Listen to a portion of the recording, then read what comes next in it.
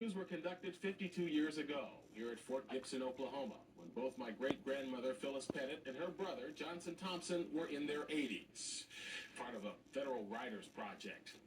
Now, both of them are buried in this cemetery.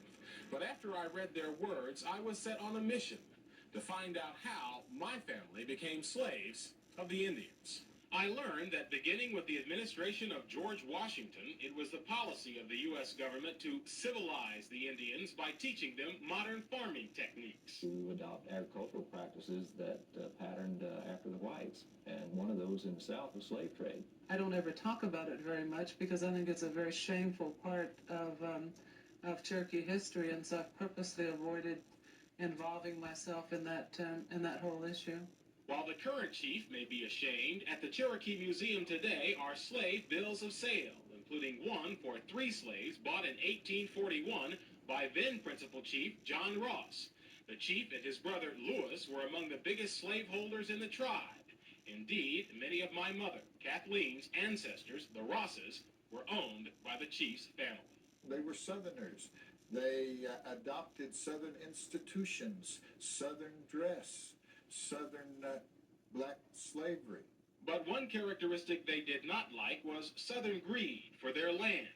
By 1830, through wars and treaties, the 5 tribes had lost most of it. Then they were all ordered to move west to Oklahoma.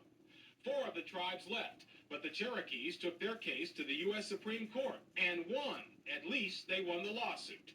Then the man on the $20 bill stepped in. And President Jackson essentially told the Supreme Court, you made your ruling in favor of the Cherokees, now, try to enforce it. As president, Andrew Jackson controlled the army, so 14,000 Cherokees and 1,600 slaves were herded to Oklahoma, some groups in winter, with about a quarter of the Indians and blacks dying along the way. You got plenty of Indians right today don't like Andrew Jackson in this area. 84-year-old Luther Scales, who describes himself as 1/4 black and 3/4 Indian, is president of the Coweta, Oklahoma Historical Society. He remembers stories his Creek Indian grandfather told him about the removal, which was devastating for the Creeks as well. He said the roughest part of it was crossing the Mississippi River in a boat.